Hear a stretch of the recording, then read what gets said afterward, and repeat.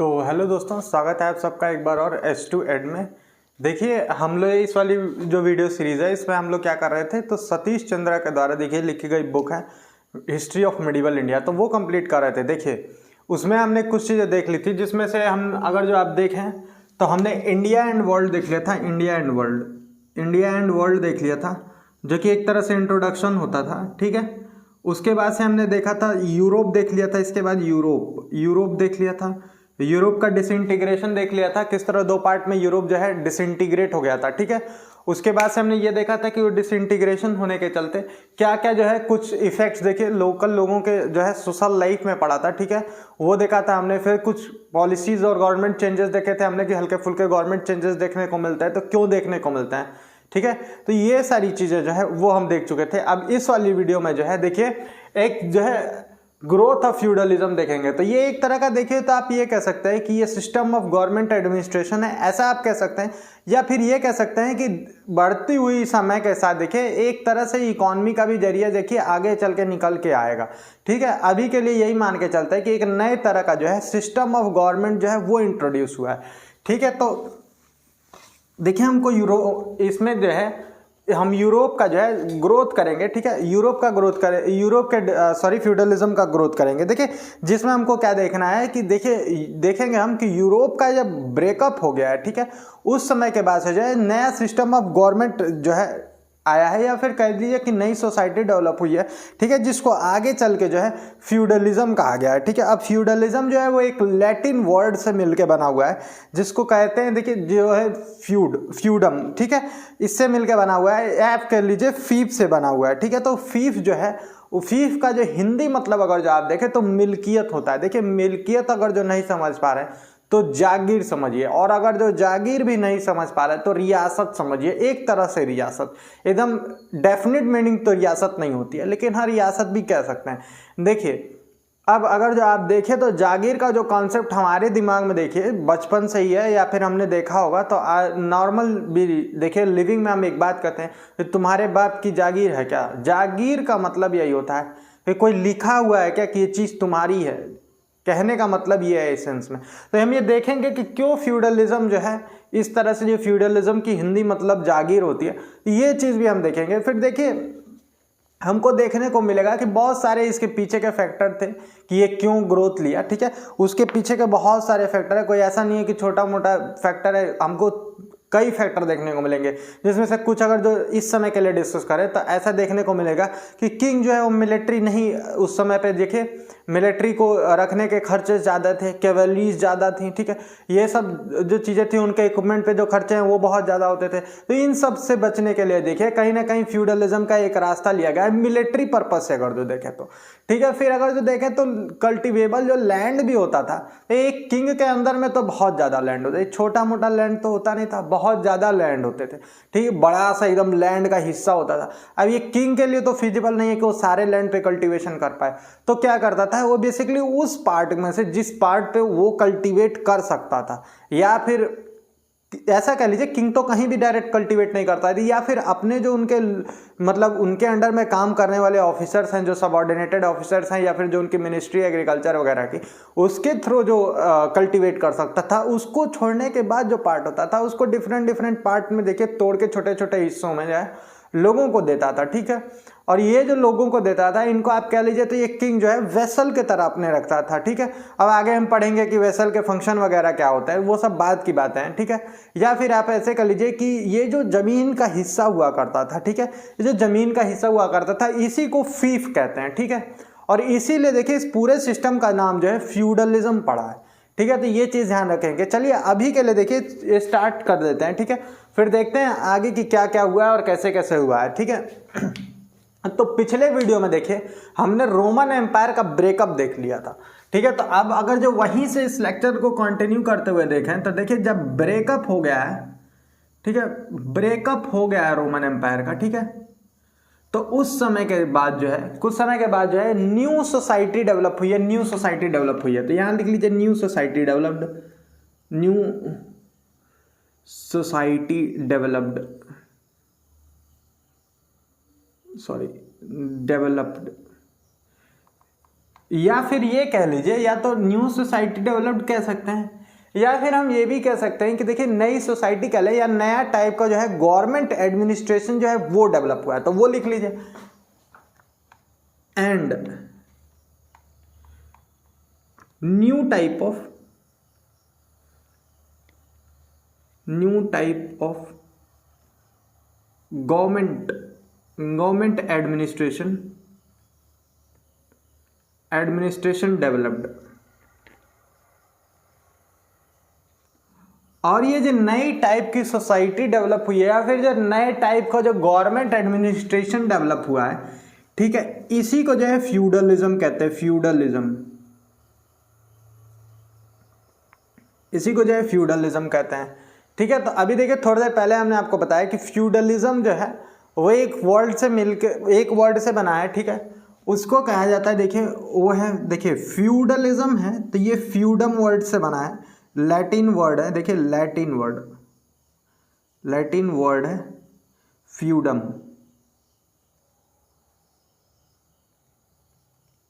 फ्यूडम, ठीक है। और ये जो है ये फीफ से बना है, FIEF, फीफ। तो अब फीफ का देखिए हमने अभी आपको बताया था कि फीफ की जो हिंदी मतलब होती है वो लिख लीजिए यहाँ पे, बाद में देखिए कंफ्यूजन नहीं होनी चाहिए। तो देखिए मिल्कियत बोलते हैं फीफ को, मिल्कियत, या फिर मिल्कियत अगर जो नहीं समझ पा रहे हैं तो एक और लिख लीजिए, ठीक है, और करके लिख लीजिए यहाँ पे जागीर। देखिए जागीर समझना थोड़ा ज़्यादा आसान है, इसलिए जागीर लिख लीजिए, देखिए, ठीक है, जागीर। तो जागीर, ठीक है, ये है, इससे मिलके बना हुआ है। अभी आपको बताया भी गया था कि क्यों है ऐसा, कि क्यों इस चीज़ से मिलके बना हुआ है। तो अब देखिए आइए फ्यूडलिज्म के बारे में देखिए, कुछ छोटी छोटी चीज़ें देख लेते हैं। तो जिसमें से सबसे पहली चीज़ ये है कि जो फ्यूडलिज्म है, ठीक है, इसके जो मोस्ट पावरफुल यूनिट,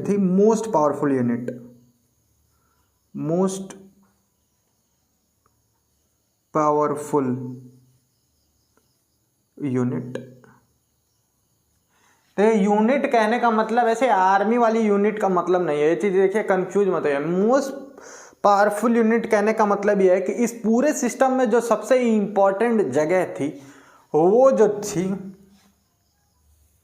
बताइए वो किसके द्वारा होल्ड की गई थी। अगर जो हम मिडिवल इंडिया पढ़े हैं जरूर आपको कुछ तो आइडिया होगा कि किसके द्वारा होल्ड की गई थी। देखिए ये जो है पोस्ट वो होल्ड की गई थी फ्यूडल चीफ्स के द्वारा, या चीफ्स के द्वारा।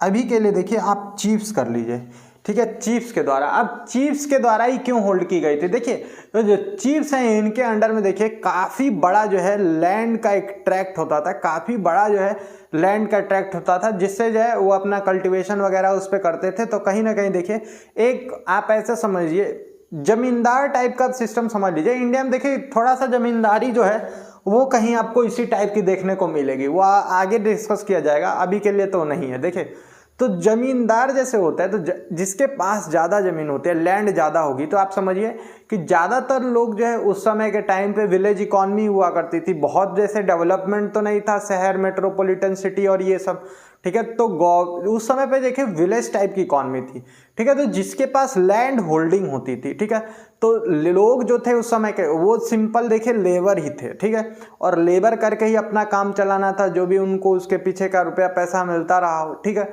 वो सब बात का डिस्कशन है, ठीक है। तो उसी पे काम करना था। अब देखिए जिसके पास ज़्यादा लैंड होल्डिंग है उसके पास वर्क ज़्यादा है, और जिसके पास वर्क ज़्यादा वही तो काम दे सकता है। अब आज के टाइम में देखिए आप कंपनी में काम करते हैं तो आपका जो बॉस है, ठीक है, वो आपको काम दे इसलिए बॉस है, ठीक है, और कहीं ना कहीं उसकी ज़्यादा चलती है, ठीक है, कंपेयर टू अदर लोग। अगर जो आप देखें जो लोग आपके आसपास हैं लेकिन पैसा रुपये आपको नहीं देते हैं तो उनकी इतनी आपके ऊपर नहीं चलती है, लेकिन जो लोग जहाँ आपका बॉस पैसा देता है इसलिए आपके ऊपर उसकी ज़्यादा चलती है। तो सीधी बात है, कहने का मतलब है कि इनके पास लार्ज जो है लैंड का ट्रैक्ट होता था और उस पर वर्क ज़्यादा था, तो लोग वहाँ काम करते थे, और जब लोग काम करते थे तो ये ऑटोमेटिकली जो है ये पावरफुल यूनिट बन जाते थे, ठीक है, क्योंकि अब इनके पास देखिए सपोर्ट ज़्यादा हो जाता था। ऐसा था कि भैया काम करो, नहीं काम करोगे तो फिर इनके यहाँ काम नहीं करेंगे तो फिर कैसे खाएंगे, अपने घर का खर्चा कैसे चलाएंगे, ये सारी प्रॉब्लम होती थी।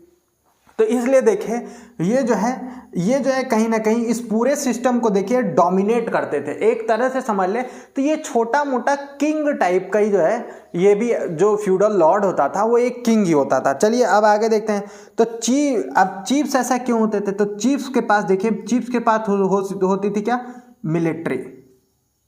एक तो यही गड़बड़ है कि एक तो मिलिट्री होती थी, ठीक है, मिलिट्री होती थी। और देखिए, और आपको अभी बताया हमने कि लार्ज ट्रैक्ट ऑफ लैंड, तो लार्ज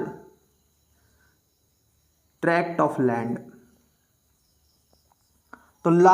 ऑफ लैंड होता था। अब मिलिट्री का देखिए, लार्ज ट्रैक्ट ऑफ लैंड का तो इफेक्ट आपको बता दिया मैं। अब देखिए मिलिट्री का इफेक्ट क्या है। अब देखिए किसी के पास भी, जिसके पास मिलिट्री है, आप सपोज कीजिए कि आज के टाइम में अगर जो आपको सिक्योरिटी चाहिए हो तो आप किसके पास जाएंगे? आप जाएंगे गवर्नमेंट के पास, अपना एप्लीकेशन लिख के, जो आपका जो लोकल थाना होगा वहाँ पे अपना एप्लीकेशन लिख के देंगे और बोलेंगे कि सर हमको जो है आप प्रोवाइड कीजिए सिक्योरिटी। क्यों ही लोकल थाने में देंगे, क्यों कहीं और नहीं दे रहा है? ये ऐसा आप इसलिए कर रहे हैं क्योंकि उनके पास सिक्योरिटी है। एक तरह से देखें तो लोकल मिलिट्री है उनके पास, ठीक है। तो जिसके पास मिलिट्री है, इनके पास मिलिट्री थी कहीं ना कहीं। तो एक आम आदमी देखिए, उस समय पे चोरी चकारी बहुत ही मतलब आम चीज़ें थी। लोग के पास पैसा तो था नहीं, सीधी बात है। और दो तरीके थे, या तो मेहनत कर लो या तो चोरी कर लो। पता ही है आपको, आसान तरीका दुनिया अपनाती है। मेहनत करने वाले लोग कम थे तब के टाइम में, चोरी करने वाले ज़्यादा थे।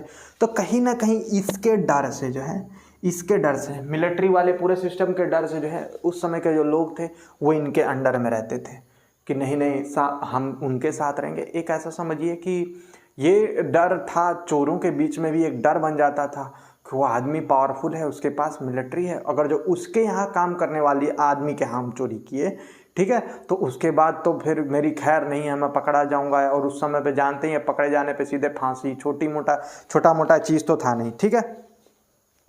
यही चीज़ बताया गया। तो अब ये जो आप देख लीजिए, मोस्ट पावरफुल यूनिटी ये थी। और ये देखिए ऐसा लिख लीजिए आप कि वेरी इंपॉर्टेंट पार्ट जो है ये प्ले करते थे।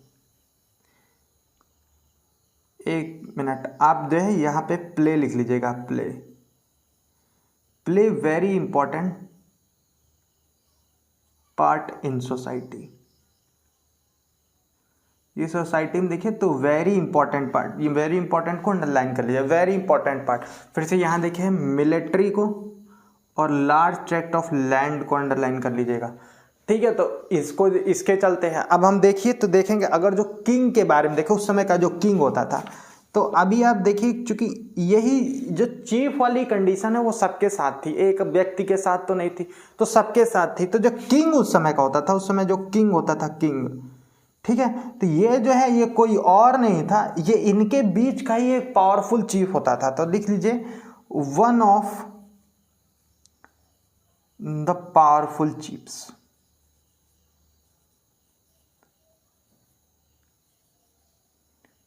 One of the powerful chiefs. तो ये पावरफुल चीफ्स में से एक होता था, जो जैसे जितने चीफ्स हैं उनमें जिसकी पावर थोड़ी ज़्यादा होती थी उसको बाय डिफ़ॉल्ट देखिए वो किंग बन जाता था। और थोड़ा सा देखिए ऐसा भी था कि एक दबदबा तो होता ही था, 10 लोग पावरफुल हैं, उसमें एक आदमी ज़्यादा पावरफुल है तो बाकी के 9 लोगों के ऊपर उसका दबदबा होता था। और कहीं ना कहीं इस तरह जो है वो अपनी किंग की जो पावर है उसको एक्सरसाइज करता था। अब देखिए चूंकि ये इन्हीं पावरफुल चीफ्स में से एक थे, ठीक है, तो आपस में देखिए बहुत फ्रीक्वेंट लड़ाई होती थी इनकी, ठीक है, बहुत ही ज़्यादा फ्रीक्वेंट लड़ाई होती थी, हमेशा पावर के लिए कि मैं किंग बन जाऊं, मैं किंग बन जाऊं, मैं किंग बन जाऊं, इस चक्कर में जो है हमेशा लड़ाई होती थी। तो लिख लीजिए constantly battling each other.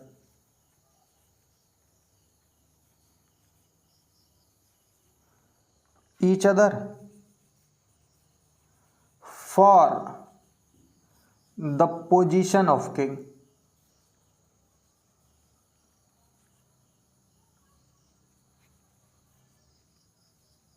Sorry देखिए ये ओ है ऑफ किंग। तो देखिए किंग पोजीशन के लिए जो है, पोजीशन है ये, स्पेलिंग सही कर लीजिए, देखिए पोजीशन के लिए जो है हमेशा देखिए आपस में लड़ाई चलती रहती थी। और इस सब चीज़ को देखिए, अब देखिए आप चूँकि लड़ाइयाँ बहुत ज़्यादा चलती थी कि भाई सारे चीफ हैं, उसी में से किसी को लगा कि नहीं नहीं हम ज़्यादा पावरफुल हैं, ये तो ऐसे ही अपनी किंग की पावर एक्सरसाइज, लड़ाई भाई कि हाँ हमसे लड़ो, आप प्रूफ करो। इस चक्कर में देखिए बहुत ही फ्रीक्वेंट लड़ाइयाँ, कांस्टेंट लड़ाइयाँ चलती रहती थी, कभी इस चीज़ का उस चीज़ से, उस चीज़ का इस चीज़ से, तो हमेशा देखिए लड़ाई चलते हुए मिलेगी।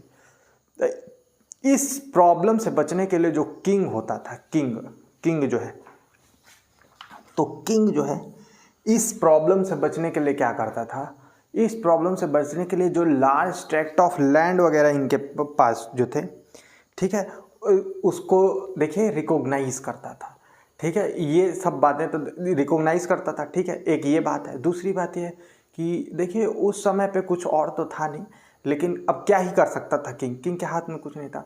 तो एक जो किंग ने उस समय के जो लोग थे, जो थिंकिंग थी, उस हिसाब से जो हथकंडा अपना पाए वो ये अपनाए कि वो देखिए एक ओथ ऑफ लॉयल्टी को देखिए स्वेर कराते थे कि भाई आप लॉयल्टी की कसम खाओ हमारे लिए। ठीक है, और देखिए उस समय के लोग थोड़े सीधे थे, ऐसा नहीं था कि एक बार कसम खा लिया तो निभाने वाले टाइप के लोग थे। तो ये था कि आप ओथ करो, और ओथ के चलते जो है कहीं ना कहीं लड़ाइयाँ कम तो हो जाती थी। हम ये नहीं कह सकते कि बंद हो जाती थी, कम हो जाती थी। ठीक है, तो ये एक हथकंडा था। तो अभी ये लिख लीजिए, या तो आप यहाँ से भी एरो लगा सकते हैं। ठीक है, तो यहीं से एरो लगा लीजिए, ये ठीक रहेगा। ठीक है, तो ये यहाँ से आप एरो लगा लीजिए और लिख लीजिए for controlling this, for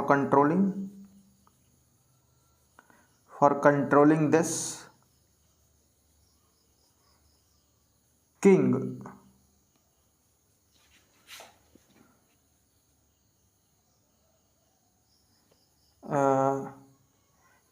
make sure लिख लीजिए, makes sure that other chiefs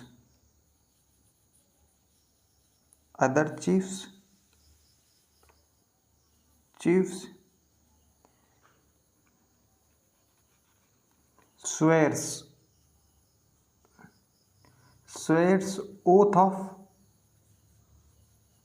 oath of loyalty। एक सेकेंड, सॉरी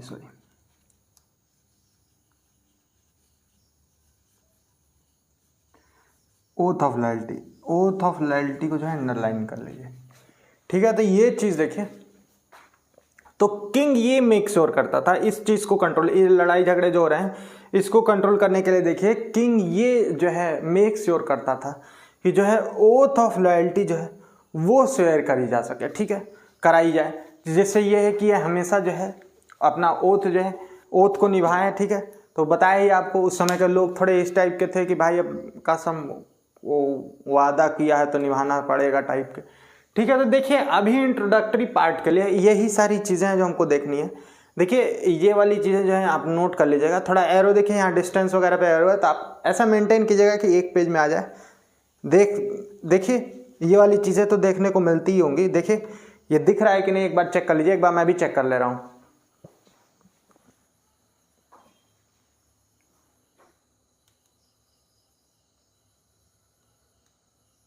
जी हाँ, देखिए अब देखने को मिल जाएगा। ठीक है, थोड़ा सा देखिए कैमरा टिल्ट था, तो चलिए अभी के लिए इतना ही रखते हैं। देखिए तो ये चीज़ ध्यान दीजिए, जो लोग नहीं देख नहीं पाए होंगे, इसलिए आपको बता दे रहे हैं। देखिए तो ब्रेकअप ऑफ रोमन एम्पायर के साथ ही न्यू सोसाइटी डेवलप हुई है, और नई सोसाइटी में देखिए नए टाइप का गवर्नमेंट एडमिनिस्ट्रेशन डेवलप हुआ है। नए टाइप का गवर्नमेंट एडमिनिस्ट्रेशन को देखिए फ्यूडलिज्म कह रहे थे, और फ्यूडलिज्म लैटिन वर्ड फ्यूडम से बना है, और फ्यूडम जो है वो फीफ से बना हुआ है। ठीक है, और फीफ का मतलब होता है मिल्कियत या जागीर। ठीक, तो ये चीज़ ध्यान रखेंगे। ठीक, उसके बाद से मोस्ट पावरफुल यूनिट अगर जो हम फ्यूडलिज्म की देखें तो वो चीफ्स हुआ करते थे। ऐसा क्यों था? क्योंकि ये देखिए मिलिट्री और लार्ज ट्रैक्ट ऑफ लैंड को जो है डोमिनेट करते थे, इसलिए ऐसा था। ठीक है, उसके बाद हम देखें अगर जो, तो इसलिए जो है ये बहुत ही इंपॉर्टेंट पार्ट प्ले करते थे सोसाइटी में। ये चीज़ हमने देखी। उसके बाद हमने देखा कि जो किंग जो होता था उस समय जो किंग होता था वो इन्हीं पावरफुल चीफ्स में से एक हुआ करता था। ठीक है, और देखिए इसलिए चूंकि ये इन्हीं पावरफुल चीफ्स में से एक हुआ करता था, तो ये कॉन्स्टेंटली जो है battling each other for the position of king. तो यह हमेशा किंग की पोजीशन के लिए आपस में देखिए लड़ते झगड़ते रहते थे। एक चीज़ ये देख लिए। उसके बाद देखिए हमने ये देखा था कि इस चीज़ को कंट्रोल करने के लिए जो है किंग जो है वो ये मेक श्योर करता था कि जो चीफ्स हैं वो स्वेयर कर ले ओथ ऑफ लॉयल्टी की, वो लॉयल्टी की कसम खा लें कि भैया हम कसम खा रहे हैं कि आपके साथ जो है लॉयल रहेंगे। ठीक है, ये सारी चीज़ें ये नोट कर लीजिए, ठीक है। पूरा का पूरा ऐसे ही आप नोट कर लीजिएगा, ठीक है। और जिन लोग नोट नहीं कर पा रहे हैं, देखिए आप स्क्रीनशॉट भी ले सकते हैं, मैं साइड हो जा रहा हूँ, ठीक है। तो देख के स्क्रीनशॉट ले लीजिए या फिर नोट कर लीजिए, इसके बाद बोर्ड वाइप कर दिया जाएगा। देखिए ज़्यादा देर तक नहीं रोका जा सकता है, बाकी आप देख लीजिए, हम बोर्ड वाइप कर दे रहे हैं, ठीक है।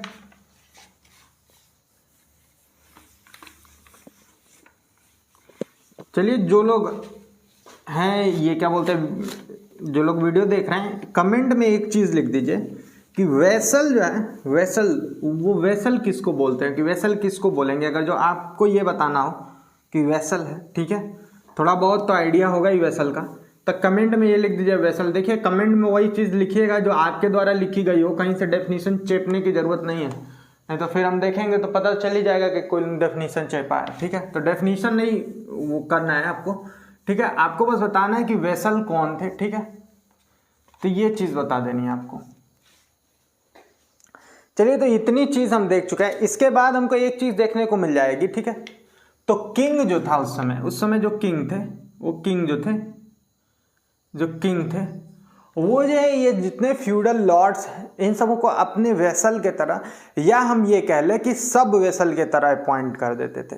और सब वेसल और वेसल के तरह अपॉइंट करने के लिए क्या करते थे कि ये जो है उनका जो लार्ज ट्रैक्ट ऑफ लैंड है, या फिर जो भी ट्रैक्ट ऑफ लैंड जो है, ठीक है, उसको जो है एक रिकॉग्निशन देते थे, ठीक है। अब रिकॉग्निशन देने से बेसिक ये होता था काम जो है रिकॉग्निशन का, वो रिकॉग्निशन का काम ये है कि आप समझिए, एक होती है अवैध ज़मीन, एक होती है अवैध ज़मीन। अब किंग ही सबसे बड़ी यूनिट है, तो ये कौन डिसाइड करेगा कि कौन सी ज़मीन वैध है और कौन सी ज़मीन अवैध है, ठीक है। तो इस चीज़ के लिए जो है किंग की अथॉरिटी थी।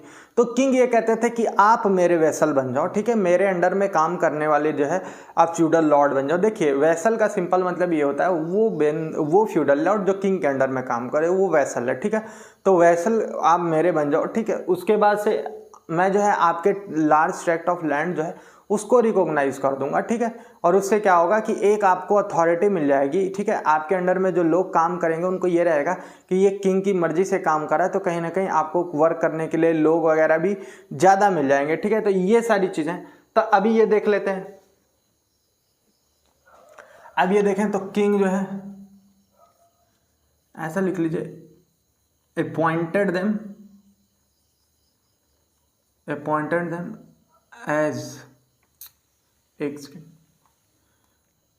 as their vessels or sub vessels, ठीक, and recognized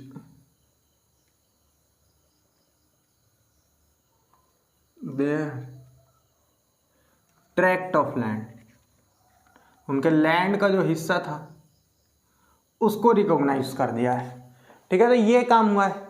इसके बाद अगर जो देखें तो चीफ्स जो हैं, ये जो चीफ्स हैं, ठीक है, चीफ्स, तो आपको पता ही है कि जो किंग भी है वो इनके ही बीच का है।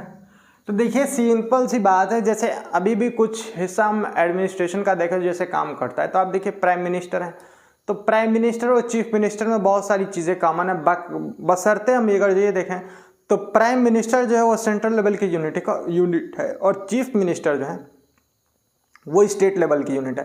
तो वही चीज़ कहने का मतलब है। तो चीफ्स भी देखिए कहीं ना कहीं छोटे मोटे देखिए आप किंग टाइप के ही थे। तो जो चीफ्स हैं वो अपने अंडर में भी क्या करते थे, कुछ छोटे जो है सब वेसल्स या फिर फीफ्स वगैरह को जो है अपॉइंट करते या सब चीफ्स को अपॉइंट कर सकते थे। तो ये लिख लीजिए आप, कैन अपॉइंट सब चीफ्स और सब वेसल्स।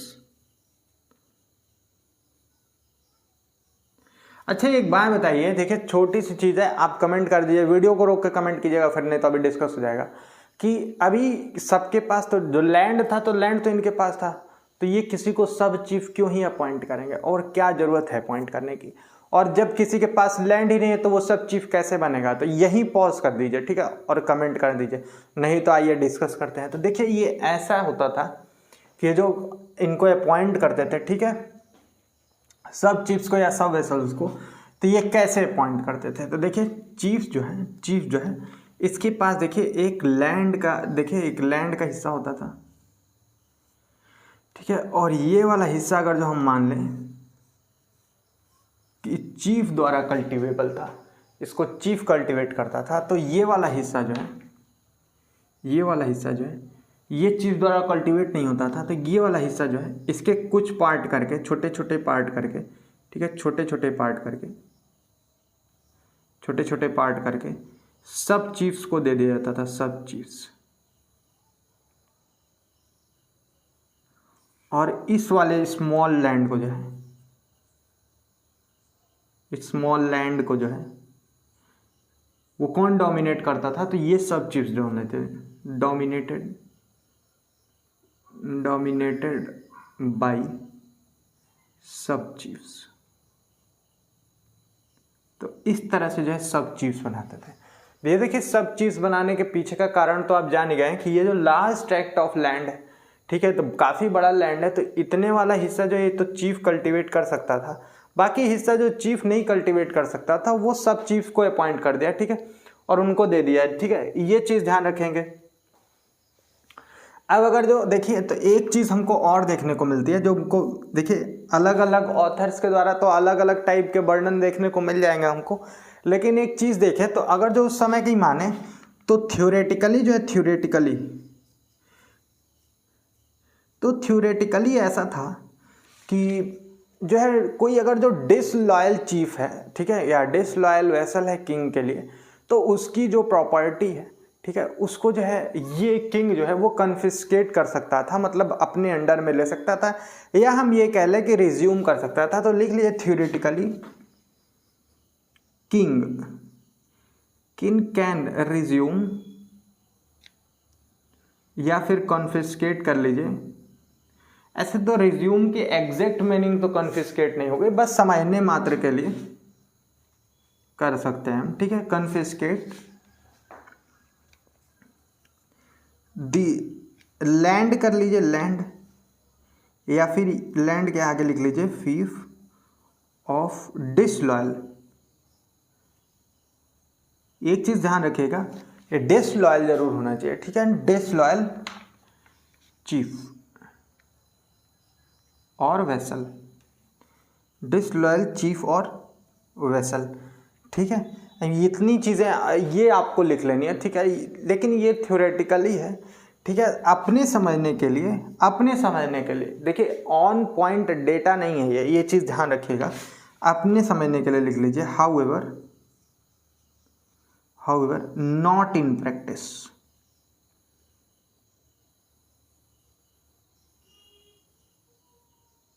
या फिर लिख लीजिए very few examples are seen. बहुत ही कम एग्जाम्पल देखने को मिले हैं, ठीक है, इस चीज़ के जो है बहुत कम एग्जाम्पल देखने को मिले हैं, कहीं कोई भूला भटका देखने को मिल गया, लेकिन ऐसा हुआ नहीं है इन जनरल में, ठीक है। क्योंकि ऐसा है, देखिए बढ़ते हुए समय के साथ क्या होगा, जैसे किंग की पोजीशन जो है हेरिडेटरी हो गई है, उसी तरह जो चीफ की पोजीशन है वो भी हेरिडेटरी हो गई है, और धीरे धीरे जो है उनके बच्चों को जो है ये ट्रांसफ़र हो जा रही है चीज़ें जो है, ठीक है। तो ये देखने को मिलता है, सब बहुत कम देखने को मिलता है, एक आध इंस्टेंस तो आपको देखने को मिलेंगे ही, तो एक आध इंस्टेंस के लिए वही चीज़ें लिख लीजिए हाउएवर नॉट इन प्रैक्टिस, या फिर और करके लिख लीजिए very few examples are seen, ठीक है, बहुत कम। देखिए ये चीज़ जो है, ये वाले पार्ट जो है, ये आपका तो कभी प्री में काम नहीं आएगा, ये मेंस में काम आएगा, ठीक है। मेंस में लिख देगा इन थ्योरी, देखिए एक क्वेश्चन अगर जो हम देखना चाहें तो कह देगा in theory king can resume और कॉन्फिस्केट लैंड ऑफ डिसलॉयल फीफ, ठीक है, और वेसल, और लिख देगा कमेंट, और आगे लिख देगा 150 वर्ड्स में, मतलब बताइए कि आपको क्या लगता है, क्या है इसके ऊपर। ये चीज़ें आपको फिर लिखनी पड़ेंगी कि थ्योरेटिकली हमको ये चीज़ देखने को मिलती है, हाउएवर प्रैक्टिस में देखिए हमको उतनी चीज़ें नहीं देखने को मिलती हैं, सारी चीज़ें, या फिर बहुत कम एग्जाम्पल हैं, और जो एक दो एग्जाम्पल आपको आगे मिलेंगे, जैसे आप आगे वाले चैप्टर करेंगे तो वो एक दो एग्जाम्पल आप कोट करेंगे, ठीक है। तो अभी के लिए ये है। इसके बाद अगर जो हम देखें इसलिए देखिए, इसलिए हमको ये देखने को मिलेगा, आप कर लीजिए 10 दिस सिस्टम। तो इसलिए देखिए हमको ये चीज़ देखने को मिलेगा कि ये जो सिस्टम है ये लैंड एरिस्टोक्रेसी द्वारा जो है डोमिनेट किया जाएगा। तो वही चीज़ लिख रहे हैं, कह रहे हैं 10 this system is dominated by land aristocracy. Land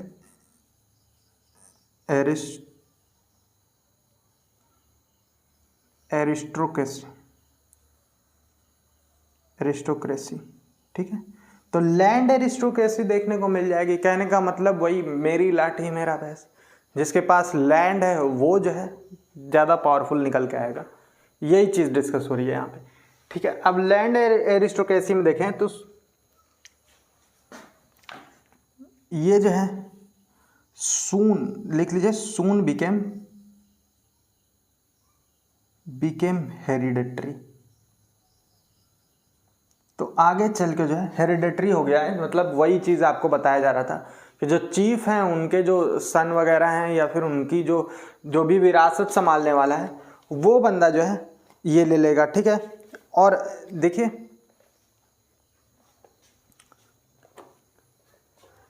देखिए, ये जो है देखने को मिल जाएगा कि इसमें आउटसाइडर नहीं देखने को मिलेंगे। तो आप यहाँ लिख लीजिए बट नॉट टू आउटसाइडर्स।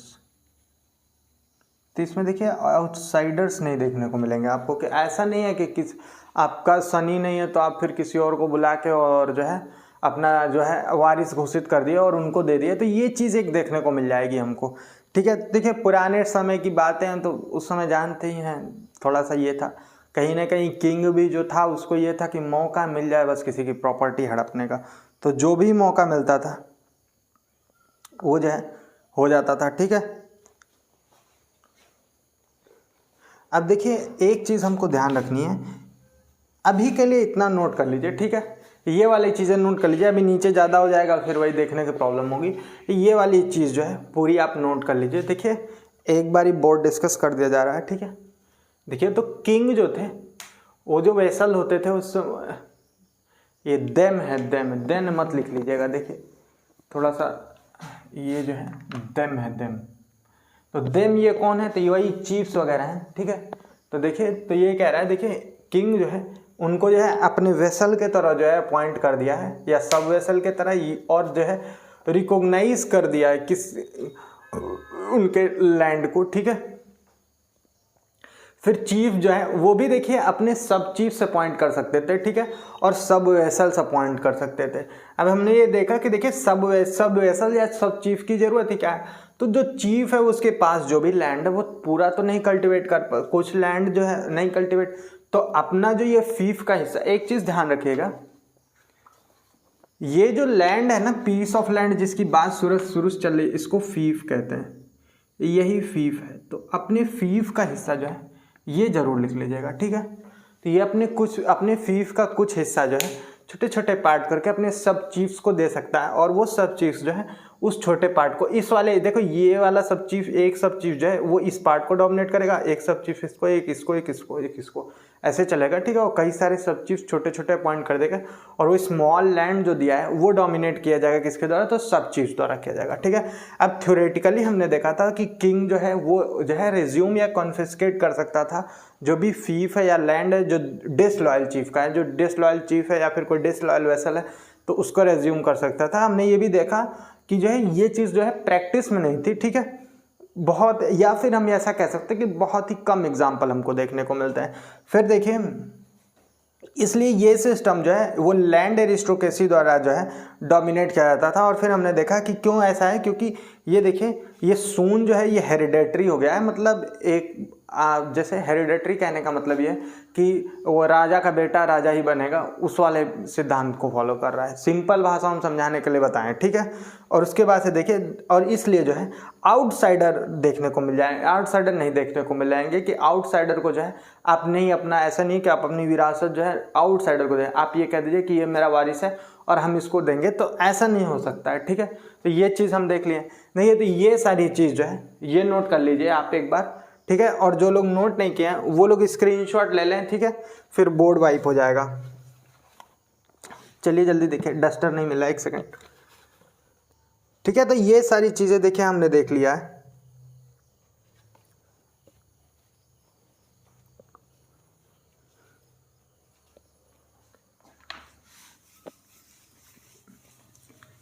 चलिए ठीक है, देखिए वीडियो अगर जो अच्छी लग रही हो, ठीक है, तो लाइक जरूर कर दीजिए, ठीक है, और चैनल को सब्सक्राइब कर दीजिए इसी तरह की वीडियो के लिए। जब तक बोर्ड वाइप हो रहा है आप भी यही काम कर लीजिए, खाली बैठे होंगे, कौन सा पैसा लग जा रहा है। ठीक है, चलिए देखिए, एक चीज़ हमको इसमें देखने को मिलेगी, वो चीज़ पे डिस्कस कर लेते हैं कि देखिए हमको ये ऐसा है कि लैंड एरिस्टोक्रेसी तो थी लेकिन ये क्लोज्ड एरिस्टोक्रेसी नहीं थी। ठीक है, तो अभी हम एक चीज़ लिख लेते हैं यहाँ पे, हाउएवर नो क्लोज्ड एरिस्टोक्रेसी।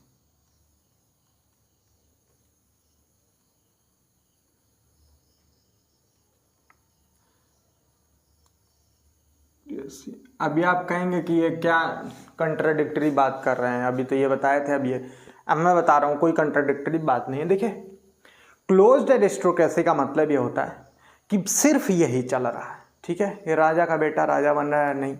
एक चीज़ आपने देखी होगी, थोड़ी देर पहले हमने देखा था कि जो डिसलॉयल चीफ था इसकी प्रॉपर्टी को जो है कॉन्फिस्केट कर लेते थे। देखिए थ्योरेटिकली ये चीज़ तो नहीं होती थी कि प्रॉपर्टी कॉन्फिस्केट होती थी, ये नहीं डिस्कस किया गया कि होता क्या था। मैं आपको बता रहा हूं होता क्या था। देखिए नहीं देखने को मिलती है, क्यों? क्योंकि जो है जो डिसलॉयल चीफ्स हैं,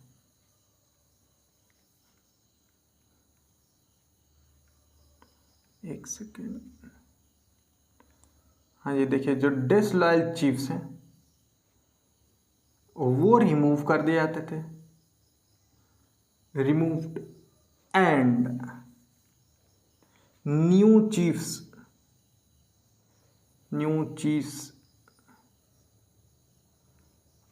आर अपॉइंटेड।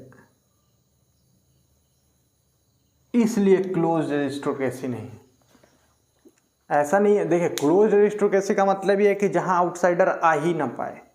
ठीक है, लेकिन हम देखें तो एक जो किंग जो है वो जो है आउटसाइडर को लाने का एक तरीका खोज लिया था कि भाई तुम डिसलॉयल हो, मेरे लिए लॉयल्टी नहीं रख रहे हो, फिर मेरे लिए जो लॉयल है मैं उसको लाऊंगा और उसके द्वारा काम कराऊंगा। तो ये तरीका निकाला कि डिसलॉयल जो चीफ्स हैं उनको रिमूव कर दिया है और नए चीफ जो है उसके जगह पे जो है नए चीफ को देखिए अपॉइंटमेंट मिल गई। और नए चीफ को जब अपॉइंटमेंट मिल जाएगी तो ये देखिए कहीं ना कहीं जो है क्लोज्ड एरिस्टोक्रेसी नहीं देखने को मिलेगी हमको। ठीक है, इसके बाद आइए फ्यूडल सिस्टम। अब देखिए ये जो है था, ये ग्रोथ इन फ्यूडलिज्म था। फ्यूडलिज्म का ग्रोथ कैसे हुआ, कोशिश कीजिएगा कि ये वाला जो है वो पिछले पेज वाले में ही अगर जो एडजस्ट हो पाए तो ठीक है, नया पेज भी कर सकता है, ऐसी कोई बहुत बड़ी प्रॉब्लम नहीं है। पेज का मतलब वही, अगर जो डिवाइड करके लिख रहे हैं तो ठीक है, पिछले वीडियो में बताया गया था स्ट्रेटजी शॉर्ट नोट्स का। ठीक है, तो अगर जो नहीं देखे हैं तो जाके वो वाली वीडियो देख लीजिए। ठीक है, हाउएवर हम आइए यहाँ कंटिन्यू करते हैं। तो ये वाला जो है पार्ट जो है ये देखिए ग्रोथ ऑफ फ्यूडलिज्म यहाँ खत्म होता है। ठीक है, कंप्लीटली खत्म तो नहीं हो रहा है, ऐसे हम समझिए कि आप इंट्रोडक्शन पार्ट जो है ग्रोथ ऑफ फ्यूडलिज्म का वो यहाँ फिनिश हो जा रहा है। अब हम फ्यूडलिज्म और जो फ्यूडलिज्म के सिस्टम है वो किस तरह से डिवाइडेड थे और क्या क्या उनका काम करने का तरीका था वो देखेंगे। ठीक है, तब तक के लिए ये आप कर लीजिए। ठीक है, ये वाला नोट कर लीजिए, जो लोग नहीं नोट किए हैं स्क्रीनशॉट ले लीजिए। देखिए स्क्रीनशॉट सस्टेनेबल नहीं है, मैं बोल तो देता हूँ क्योंकि मुझे पता है कि कुछ ज़्यादातर लोग स्क्रीनशॉट से लेते हैं। स्क्रीनशॉट्स देखिए सस्टेनेबल नहीं है, आप नोट्स बनाइए, वो ज़्यादा अच्छा रहता है। ठीक है, एक सेकंड वाटर ले रहा हूँ।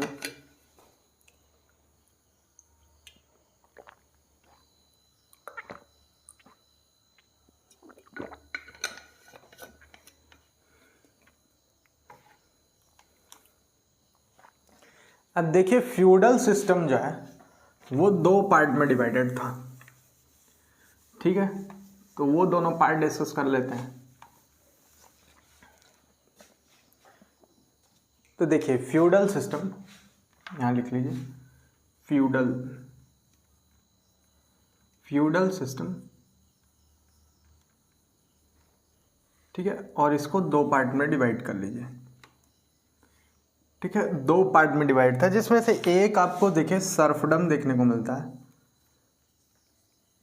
सर्फडम का हिंदी जानते ही होंगे, गुलामी कहा है सर्फडम को हिंदी में, ठीक है। और एक देखिए सिस्टम ऑफ मिलिट्री ऑर्गेनाइजेशन देखने को मिल जाता है, मिलिट्री ऑर्गेनाइजेशन।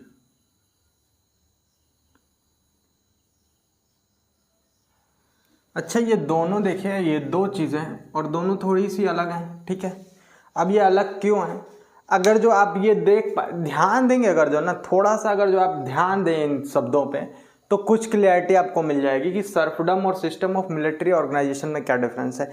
बेसिक तौर पे अगर जो आप देखें तो ये देखिए, इसका मतलब ही गुलामी होता है। कहने का मतलब ये है, देखिए अपने काम उम कराने के लिए, ठीक है, और इस सब चीज़ के लिए जो है सर्फडम वाला पार्ट था। और system of military organisation, video के स्टार्ट में हमने आपको बताया था कि देखिए अब इतनी बड़ी मिलिट्री को जो है पूरा ऑर्गेनाइज करना, ये सब करना फिजिबल नहीं था।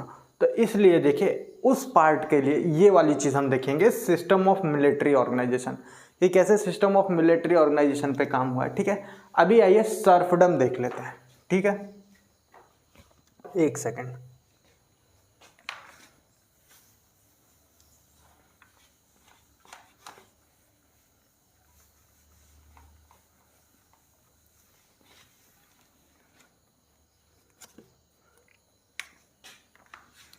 तो सर्फडम देखिए,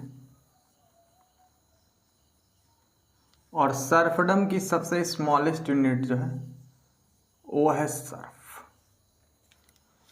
सर्फडम यानी गुलामी की जो सबसे स्मॉलेस्ट यूनिट है वो गुलाम है, ठीक है। और गुलाम कौन है? गेस कीजिए उस समय पे लोग कौन गुलाम हुआ करता था। तो सीधी बात है, गुलाम वही होगा जो मजबूर होगा। और उस समय मजबूर कौन था? देखिए मजबूर तो आज भी यही है, उस समय भी यही थे कहीं ना कहीं। देखिए पीजेंट, ठीक, जो पीजेंट यही जो है पीजेंट जो है यही सर्फ था, ठीक है। या फिर आज के मॉडर्न टाइम में फार्मर कह लीजिए। एक काम कीजिए, एक सेकंड, इसको वाइप कीजिए और ऐसा लिखिए, समझने में आसानी होगी। यहां लिखिए हेल्पलेस पीजेंट। अब जो है ज्यादा समझ में आएगा। ये हेल्पलेस पीजेंट है, ये है। अब ये क्यों सर्फ है? तो देखिए can work,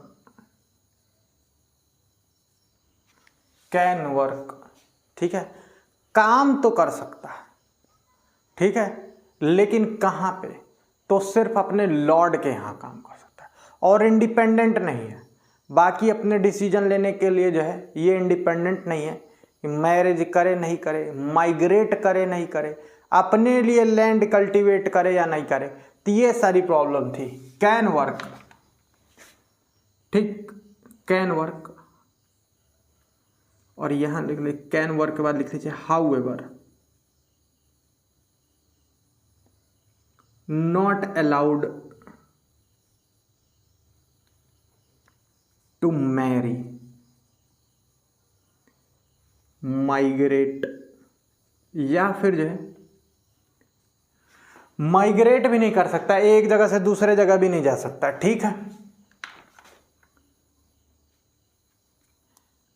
and in some cases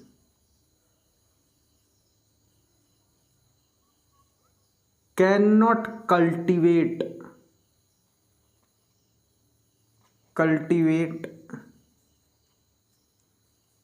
without permission.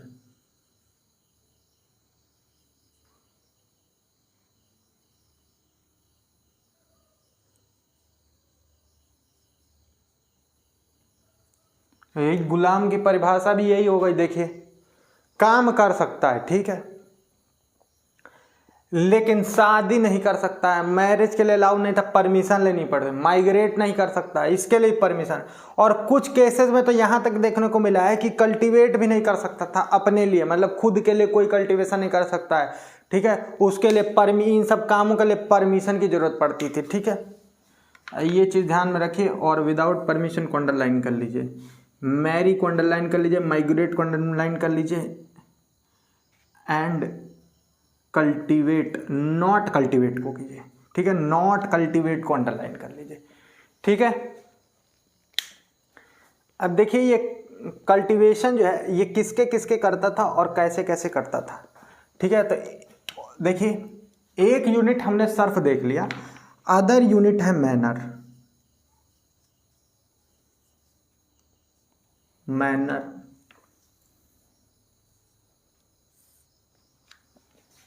Manner क्या है? मैनर देखिए पैलेस है, उसका जो लैंड लॉर्ड है उसका, ठीक है। तो ये लिख लीजिए मैनर,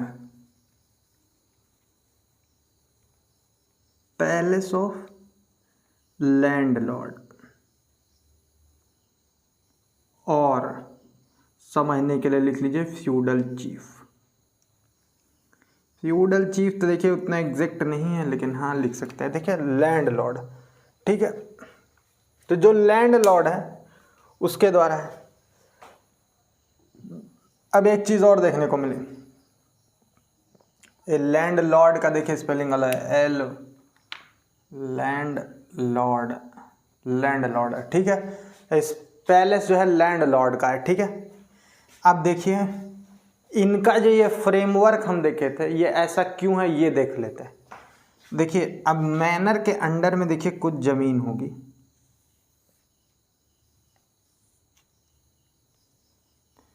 और ये वाली जो जमीन है, गेस कीजिए, अगर जो पिछले वाले पार्ट में ध्यान दिए थे तो समझ जाएंगे, ये डायरेक्टली कल्टीवेटेड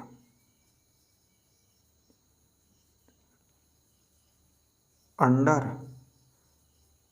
मैनर, ठीक है। ये वो पार्ट है जो मैनर के अंदर डायरेक्टली कल्टीवेट होता था, ठीक है, ठीक है। तो ये वाला पार्ट जो मैनर के अंदर कल्टीवेट हो जाता था, ठीक है, एक ये है। और एक पार्ट वो है जो ये अपने नीचे सब वेसल्स वगैरह अपॉइंट करने के लिए जो है उनको दे देंगे, ठीक है। तो ये चीज़ देखिए, ये ध्यान रखिएगा, बिलोंग्स टू सब वेसल्स, ये चीज़ लिख लीजिए, ठीक है। अब ये जो डायरेक्टली कल्टीवेट हो रहा है ये कैसे कल्टीवेट हो जाएंगे, ये लिखे with help of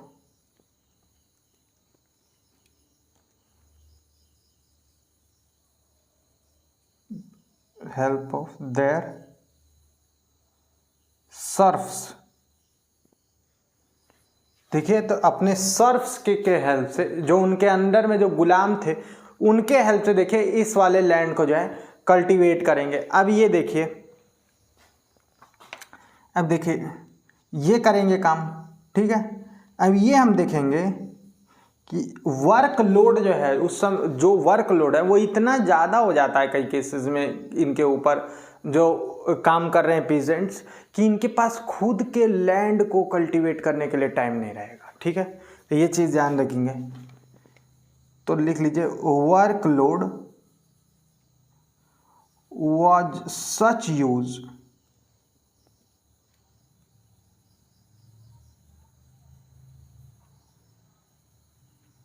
that the peasant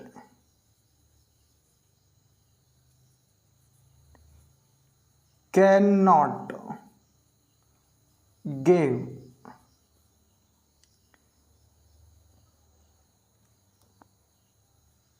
time to their field।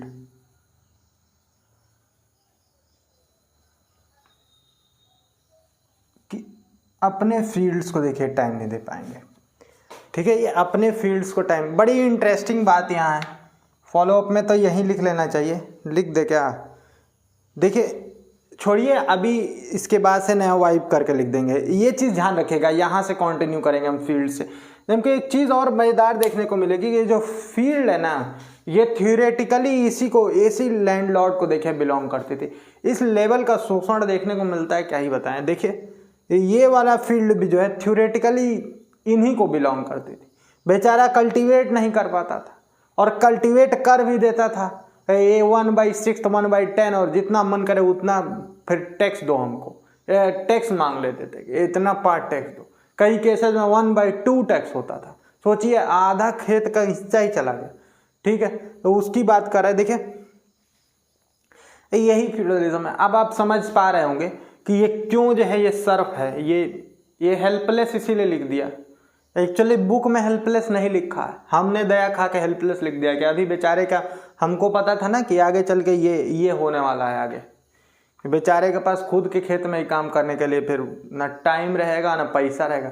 अच्छा एक चीज़ और ध्यान दीजिए, ये जो हैं इसके जो लैंडलॉर्ड्स हैं, ये इतने घटिया टाइप के आदमी हुआ करते थे कि ये काम उम करने का बहुत पैसा भी नहीं देते। ऐसा नहीं है कि काम कर रहे हैं पैसा, कुछ नहीं, पैसा ऐसा कुछ नहीं देते। उल्टा भी हम देखेंगे कि ये गिफ्ट देते थे इनको, गिफ्ट। अरे गिफ्ट मतलब वही आज के ज़माना में जिस तरह दहेज गिफ्ट हो गया है, ये गिफ्ट देते थे, या फिर कह लीजिए वो नहीं है कैश या काइंड में देते थे। काइंड का मतलब क्या होता है? काइंड का मतलब वही है, मैं प्रेम से घूस दो, यही है काइंड का मतलब, तो वही समझिए। कैश या काइंड में बेचारा उल्टा पेमेंट भी करते थे, टैक्स वगैरह, ठीक है। ये वाली चीज़ें पूरी नोट कर लीजिए, ऐसे ही नोट कर लीजिए, एकदम एज इट इज़ नोट कर लीजिए, ठीक है। और ये वाला पार्ट जो है ये हम कंटिन्यू करेंगे अभी यहाँ से, ठीक है। जल्दी जल्दी नोट कर लीजिए, इसके बाद बोर्ड वाइप करिए। जो लोग नहीं नोट कर रहे हैं देखिए स्क्रीनशॉट ले लीजिए। स्क्रीनशॉट लेना तो बुरा नहीं है, जरूर उसको नोट कीजिएगा। देखिए हर बार मैं बोल रहा हूँ, आप नोट जरूर कीजिएगा, ठीक है। 2-4 बार जितने बार कर सकते हैं नोट कर लीजिएगा, ठीक है। अब आगे देखेंगे हम कि इनका जो ये फील्ड है, वही चीज़ हम देखेंगे कि इनका जो फील्ड है वो इनको बिलोंग नहीं करता था, ठीक है। तो अब देखते हैं आगे, ये वाला वाइप कर दे रहा हूँ मैं।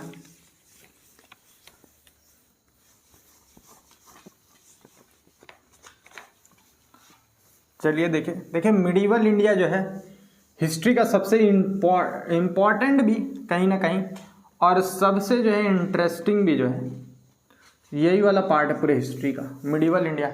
और एक चीज़ मैं आपको बता रहा हूँ, मिडीवल इंडिया पढ़ने के बाद ना एंशिएंट और मॉडर्न दोनों पढ़ने में बहुत मज़ा आता है। अभी आप पढ़ लेंगे तो समझ में आएगा, देखेंगे ग्रेजुअली कैसे बढ़ेगा। और जब आप ये देख लेंगे ना, ये एडमिनिस्ट्रेशन देख लेंगे, फिर एंशिएंट टाइम का जो छोटा मोटा एडमिनिस्ट्रेशन आप देखेंगे तो आपको समझ में आएगा ये चीज़ें कैसे निकल के आई, ठीक है। तो देखिए आगे चल के जो है दोनों में रोल प्ले करेगा, ठीक है। तो देयर फील्ड्स वाला जो पार्ट था वहाँ से कैलकुलेट कर रहे हैं, ठीक, वहाँ से कंटिन्यू कर रहे हैं, सॉरी। तो देखिए, तो देयर तो यहाँ नहीं लिख सकते, तो पीजेंट्स लिख लेते हैं, पीजेंट्स फील्ड्स, ये देखा था। यहाँ लिख लीजिए theoretically belong to landlord and the serf has to पे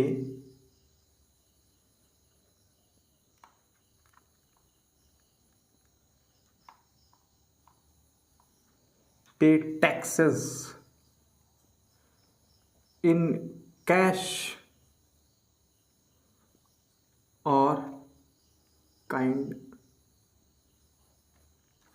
कैश और काइंड पे अंडरलाइन कर लीजिए, ठीक है। तो यही चीज़ आपको बता रहा था कि अपने फील्ड पे काम करके उगाओ और फिर इनको कैश या काइंड में देखिए दे दो। अब देखिए एक चीज़ हम देखेंगे, इतना ज़्यादा शोषण हो रहा है इनका, फिर ये क्यों ही नहीं गुलामी छोड़ दे रहे हैं। देखिए एक तो गुलामी छोड़ना इतनी आसान चीज़ है भी नहीं कि जब मन किया छोड़ दिए, कहीं ना कहीं एक देखिए सोशल स्टिग्मा जुड़ जाता है, ठीक है। सोशल स्टिग्मा कहने का मतलब ये फिर ऐसे समझिए कि एक विशियस साइकिल बन जाती है।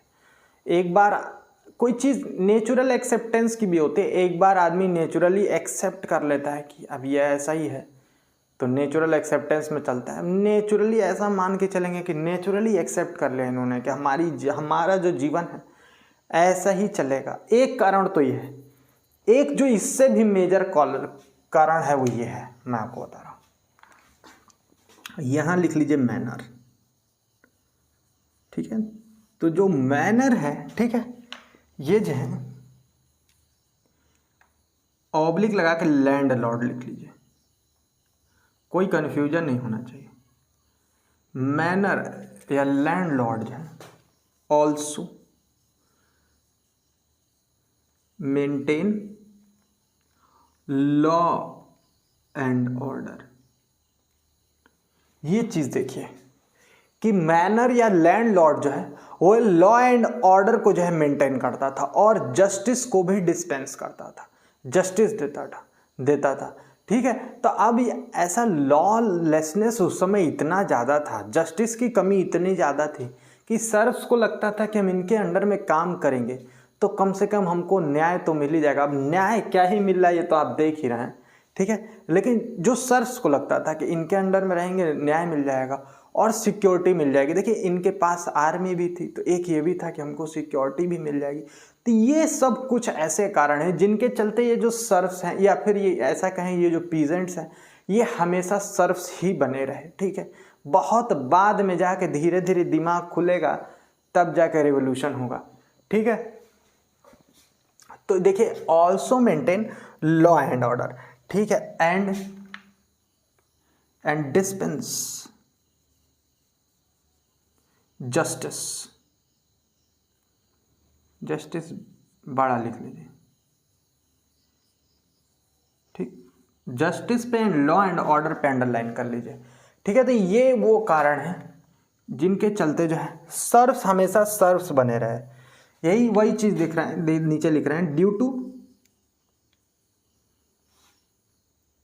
these some reasons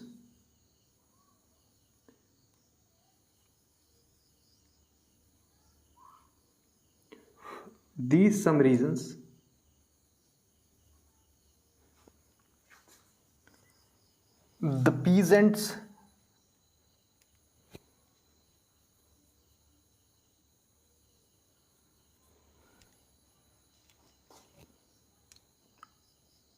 ऑल्सो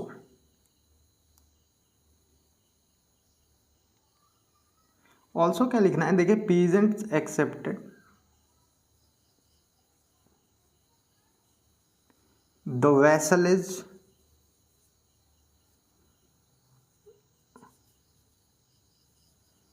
और serfdom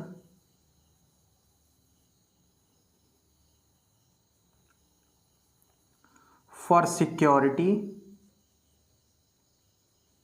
justice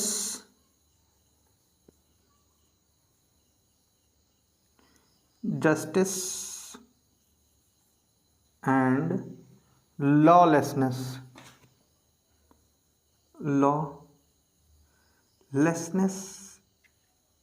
in those times,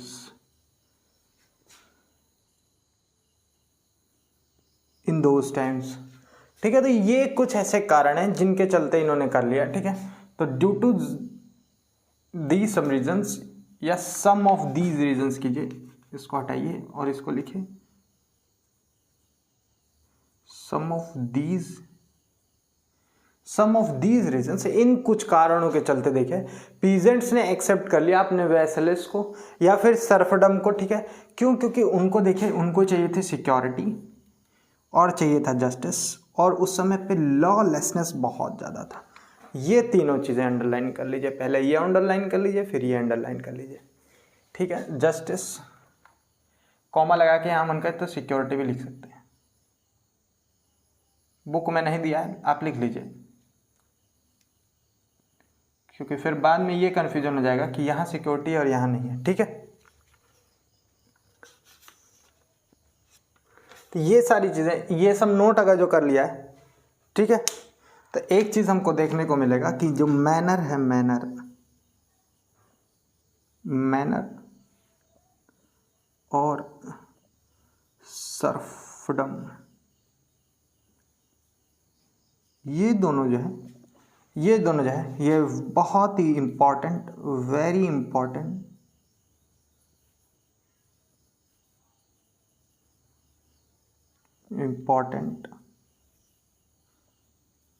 part of feudalism है।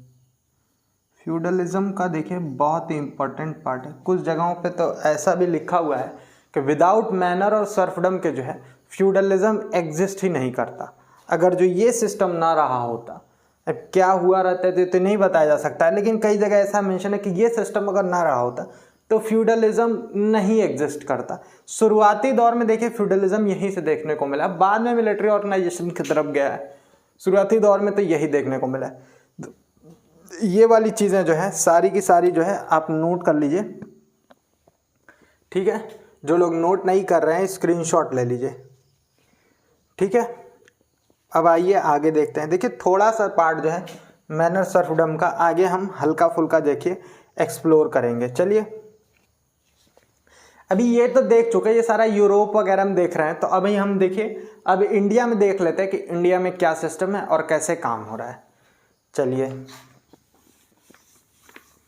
इंडिया में सोचिए कि ये चीज़ मिलती है कि नहीं। जो लोग पढ़े हैं उनको तो पता ही होगा कि मैनर और सर्फडम वाला सिस्टम इंडिया में मिलता है कि नहीं मिलता है, ठीक है। जिनको पता है वो कमेंट कर दिए, जिनको नहीं पता है वीडियो के साथ बने रहिए और लाइक कर दिए जल्दी से वीडियो को, ठीक है।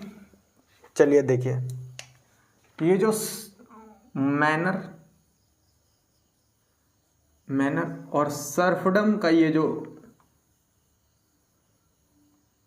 सिस्टम है ये एग्जिस्टेड नहीं था। एक सेकेंड, इंडिया कर रहे हैं ये ध्यान रखिएगा, यहाँ इंडिया लिख लीजिए, हेडिंग इंडिया थोड़ी बड़ी लिखिएगा आप, हेडिंग इंडिया लिख लीजिए, ठीक है। Not existed in India.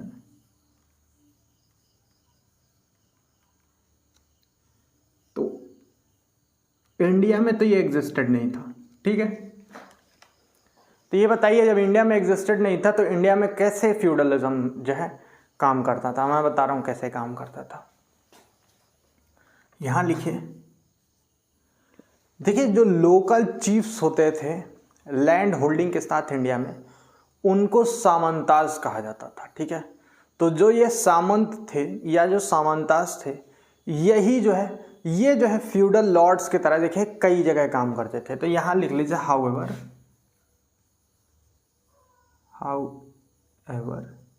Local सामंताज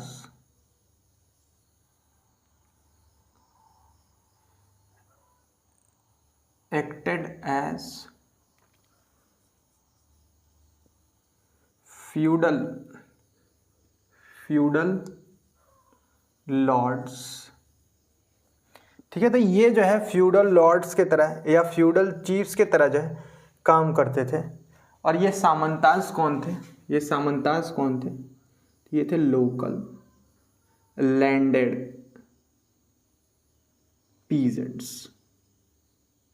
ये वो पीजेंट्स हैं जिनके पास लोकली लैंडेड है, लोकली लैंड ज़्यादा है, इनके पास लैंड ज़्यादा है।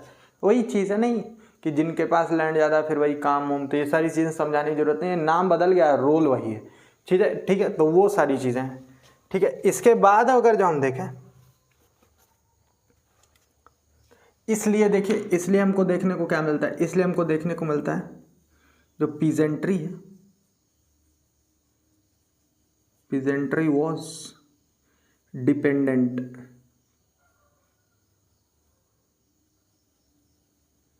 On these chiefs. तो इन चीफ्स के ऊपर जो है पीजेंट्री डिपेंडेंट है, क्योंकि देखिए लैंड तो इन्हीं के पास है कल्टीवेशन का। तो पीजेंट ही कैसा, अगर जो लैंड ही नहीं है कल्टीवेशन का, तो ये कारण है जो इनके पास लोकल लैंडेड पीजेंट्स हैं, इनके पास लोकल होल्डिंग्स हैं।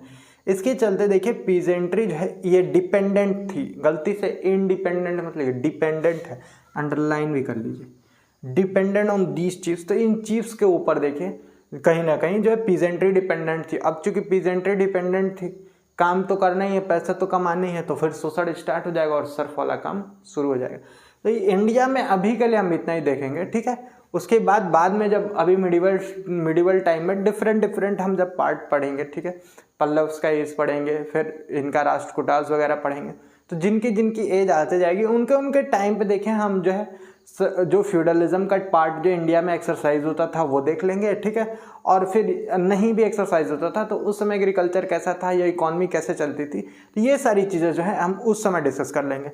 अभी के लिए आप ऐसे समझ लीजिए, एक जो है ब्रीफ समझने के लिए इतनी चीज़ें काफ़ी हैं ताकि आगे जब आप पढ़ें तो यहाँ से कनेक्ट कर पाएँ। तो ये चीज़ जो है आप राइट डाउन कर लीजिए। इसके बाद हम अगर जो देखें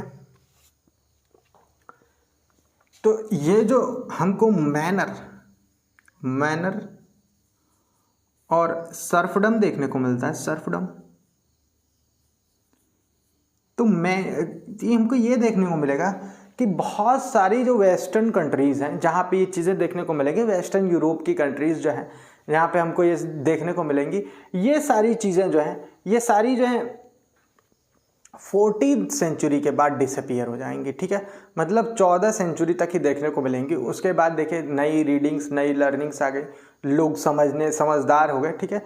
बाकी हमने देखा था यूनिवर्सिटी वगैरह डेवलप हुई थी तो कैसे, वही नहीं देख रहे थे कि यूनिवर्सिटी डेवलप हुई तो रेनेसां की तरफ लीड कर गया। यूनिवर्सिटी के डेवलप होने से नए आइडियाज़ वगैरह डेवलप हुए हैं और नए आइडियाज़ से फिर ये धीरे धीरे डिसअपीयर हो गया। तो ये चीज़ लिख लीजिए कि मैनर और सर्फडम सिस्टम, ठीक है, ऐसे लगा लीजिए, system in western countries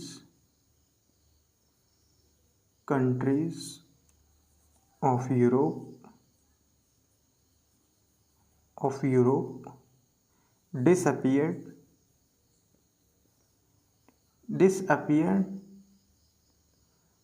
after 14th century.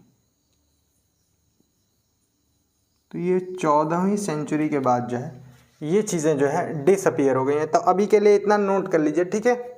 उसके बाद से देखिए system of military organisation continue करेंगे, ठीक है। इसके बाद जो है system of military organisation complete करेंगे। तब तक के लिए आप ये देख लीजिए, ठीक है। और बताइए, देखिए कमेंट कर दीजिए अगर जो कोई चीज़, अगर जो प्रॉब्लम होती है, आपको ऐसा लग रहा है कि कोई चीज़ ऐसी है जो नहीं समझ में आ रही है सब में, ठीक है, या वीडियो में आपको ये लगता है कि कोई सुधार का गुंजाइश है, तो वो सब चीज़ें आप कमेंट कर सकते हैं। ज़रूर आपके फीडबैक को देखा जाएगा। चलिए, ठीक है। तो ये वाला पार्ट जो है इसको नोट डाउन कर लीजिए, ठीक है। और जो है वो क्या बोलते हैं, जो लोग नहीं नोट डाउन कर रहे हैं वो लोग जो है इसको वो कर लीजिए, स्क्रीनशॉट ले लीजिए इसका, ठीक है। एम फ्रेम के बाहर हो जा रहा है, आप स्क्रीनशॉट ले लीजिए। चलिए, ठीक है। 2 मिनट का आप भी ब्रेक ले लीजिए, वाटर वगैरह जो भी लेना है ले सकते हैं।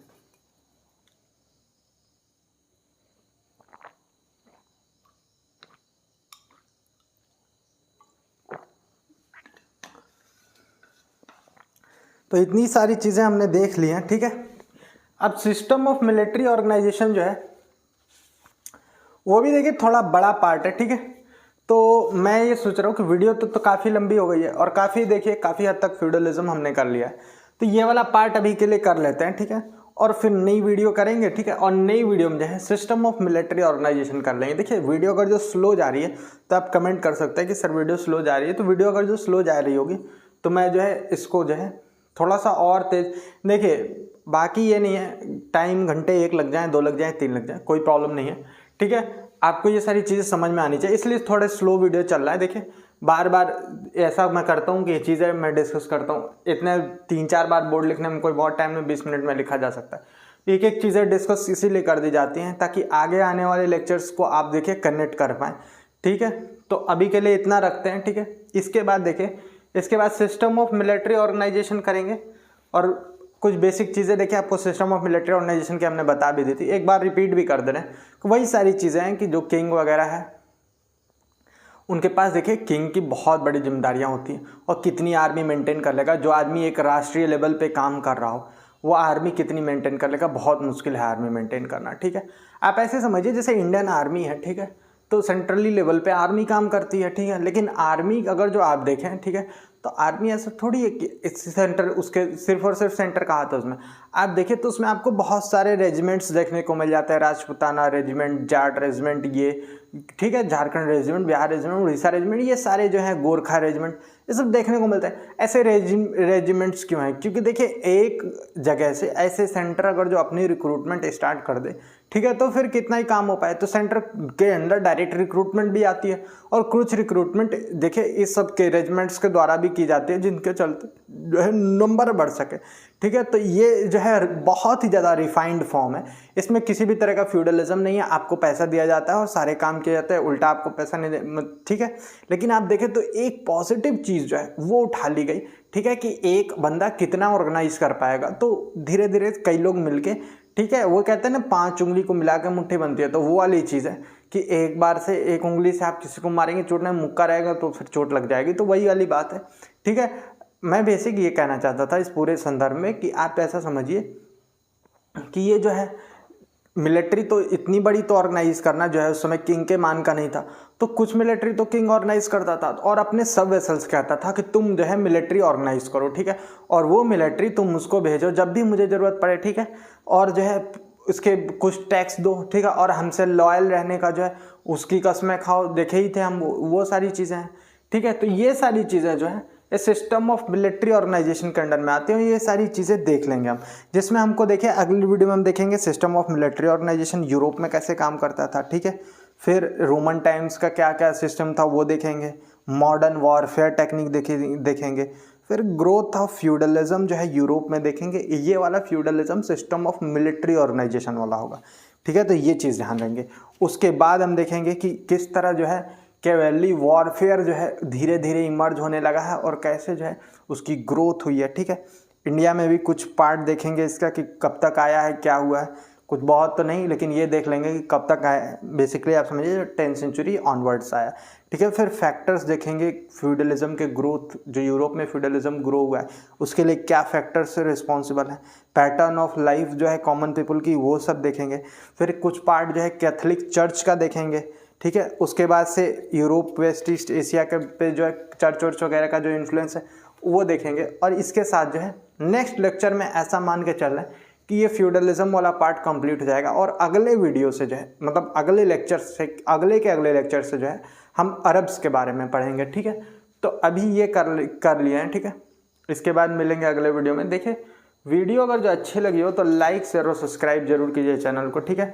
सपोर्ट बनाए रखिए, आप सपोर्ट बनाए रहेंगे तो कहीं ना कहीं जो है मेरा भी मोरल ऊपर रहेगा। चलिए ठीक है, अभी के लिए इतना ही रखते हैं, मिलते हैं अगले वीडियो में, ठीक है। चलिए, थैंक यू।